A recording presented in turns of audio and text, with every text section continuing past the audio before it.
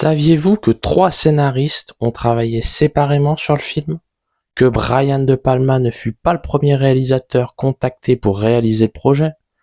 Que le personnage principal de la série, Jim Phelps, devient le méchant de la version cinéma? Et que la scène finale du film devait se dérouler uniquement dans une soute à bagages?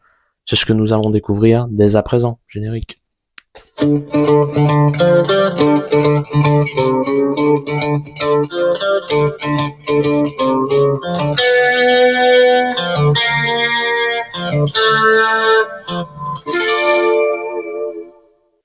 Réussir à remettre au goût du jour une série aussi emblématique que Mission Impossible n'est pas une mince affaire. Des choix se sont avérés payants. Qui d'autre que Brian De Palma, le spécialiste des scènes de filature, pouvait réaliser la version cinématographique? Sans compter la présence au générique de Tom Cruise. L'acteur comprend que le rôle d'Ethan Hunt peut lui permettre d'entrer dans la légende d'Hollywood. Il alterne alors avec intelligence entre du cinéma d'auteur, nous pensons à Né un 4 juillet d'Oliver Stone en 89, ou encore à La couleur de l'argent de Martin Scorsese en 86, et des œuvres plus populaires comme Top Gun en 86 et Jour de tonnerre en 90, tous deux réalisés par Tony Scott.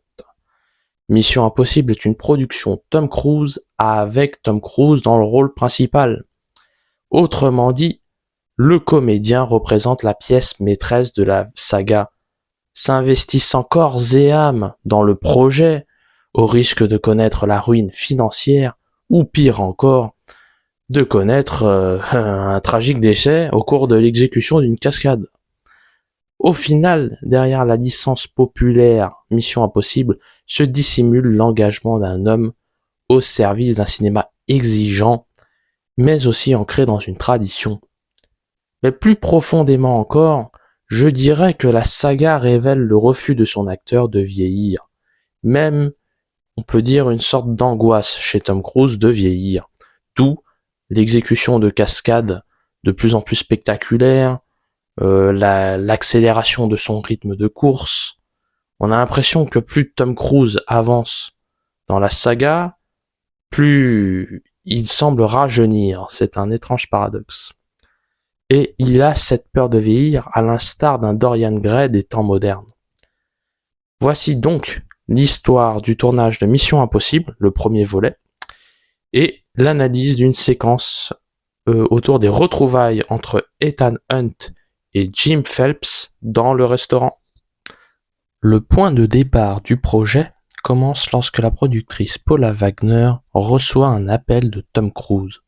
Ce dernier, passionné par la série télévisée, envisage de tourner une nouvelle version proprement cinématographique. « J'ai toujours adoré Mission Impossible. Je suis un vrai fan », confie l'acteur. En effet, Tom Cruise a grandi en regardant les épisodes sur le petit écran.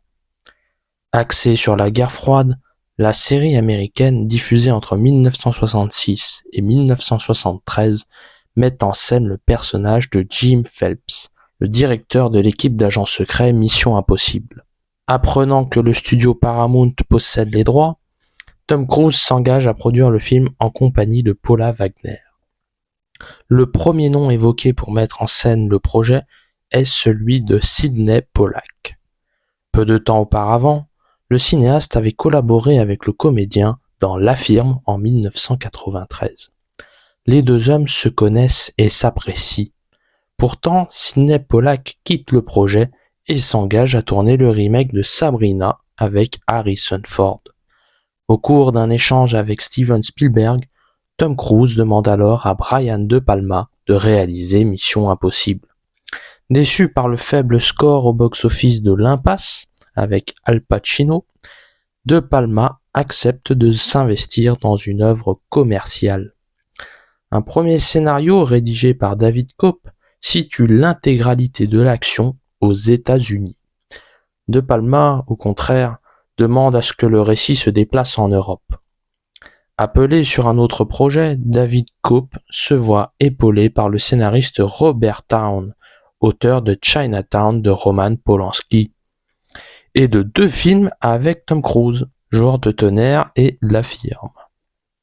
Malheureusement, les deux scénaristes travaillent séparément sur le script dans des hôtels différents et réécrivent leurs travaux. La mésentente complique la rédaction. Un troisième homme, Steven Zaillian, s'attelle à la tâche et suggère l'idée que l'équipe Mission Impossible doit mourir dès le début du long métrage. La proposition séduit De Palma et Tom Cruise.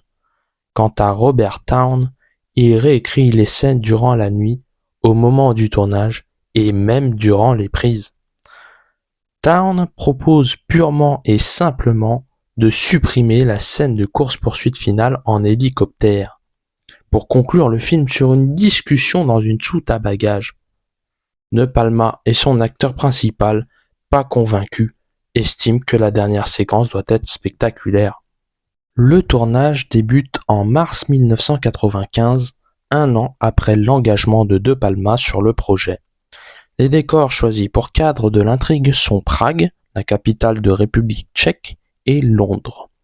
Nous étions les premiers des principaux producteurs américains à aller à Prague, souligne la productrice Paula Wagner. La capitale tchèque contribue à donner l'aspect visuel du film. Peter Graves, censé reprendre son rôle de Jim Phelps, décline l'offre. Le comédien Jon Voight le remplace au pied levé. Il reconnaît s'inspirer de la série pour donner une nouvelle dimension à son personnage.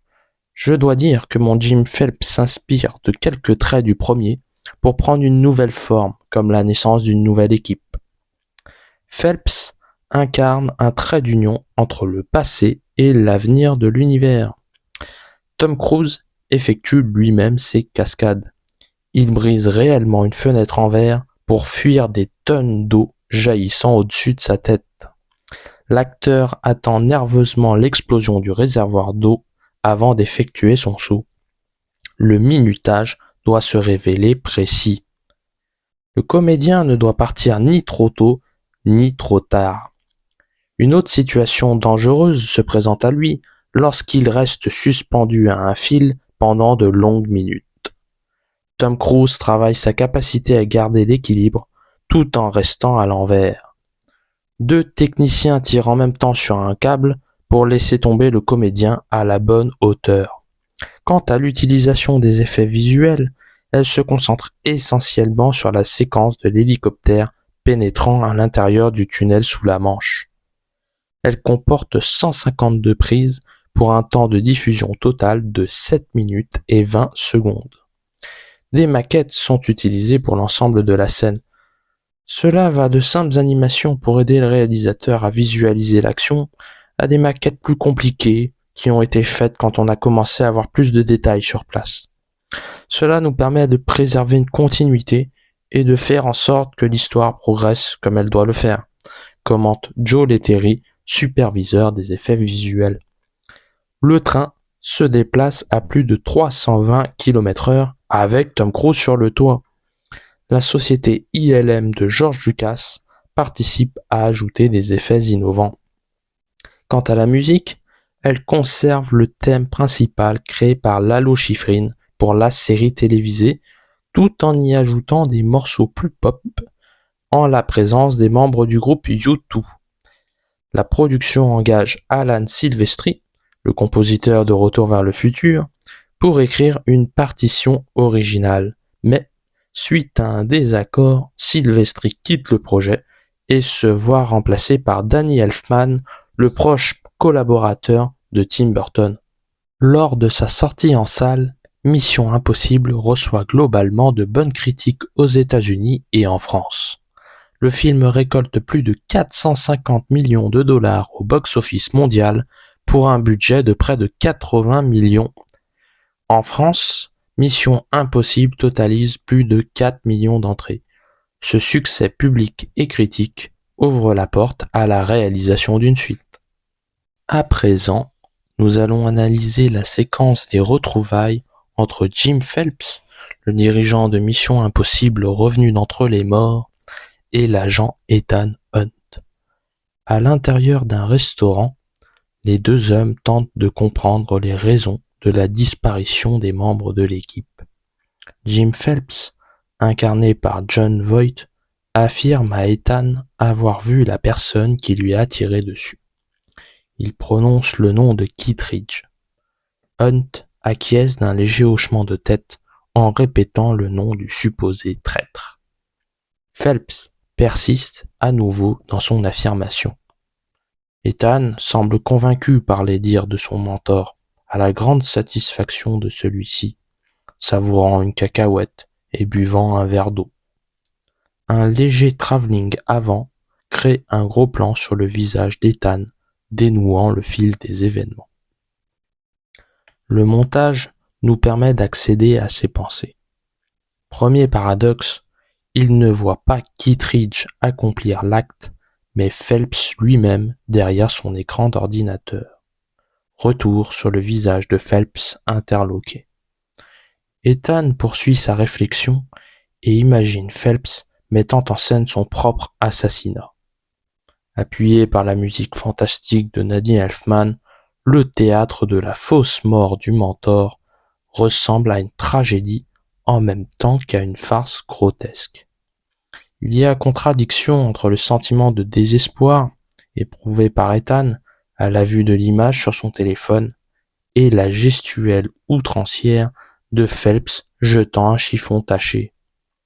En réalité, Ethan comprend que son interlocuteur essaie de le duper et fait semblant d'adhérer à son discours. Un espion doit savoir jouer la comédie et endosser de multiples identités. À l'aide d'une succession de ralentis, Brian De Palma sacralise la mort des membres de l'équipe Mission Impossible et dénonce la trahison comme le péché suprême de l'espion. Ethan Hunt analyse son impuissance à agir et sa naïveté. Il relève les yeux et pose un nouveau regard sur Phelps. Dorénavant, on ne le trompera plus. Phelps répond qu'il veut mettre fin à la guerre froide, mais qu'il se heurte à un président des États-Unis souhaitant gouverner sans sa permission. Un homme blessé dans son amour-propre s'exprime. Phelps accepte par intérêt personnel d'envoyer à la mort son équipe pour ne pas être mis au placard. Il trahit ses idéaux et révèle la part pitoyable de l'âme humaine. Ethan choisira d'aller à l'inverse de son mentor en restant fidèle à ses valeurs. Il sera tout ce que son alter ego n'est plus. La construction du personnage d'Ethan Hunt s'inscrit en miroir de celui de Phelps, et son socle intellectuel s'appuie sur la conviction que la fidélité mérite d'être défendue et que mentir pour une bonne cause, en faisant semblant de ne pas comprendre dans le cas présent, est préférable à l'énoncé d'une vérité aux conséquences potentiellement néfastes. Pour lui-même comme pour son entourage d'ailleurs. En dépeignant le personnage de Phelps tel un traître sans conviction, le cinéaste enterre la série pour mieux permettre la naissance d'Ethan Hunt au cinéma. Astucieux moyen scénaristique et visuel de construire un mythe en tuant le père. Si vous avez aimé cette vidéo, n'hésitez pas à liker, à commenter, à partager et à vous abonner à la chaîne. Et moi, je vous dis à la semaine prochaine.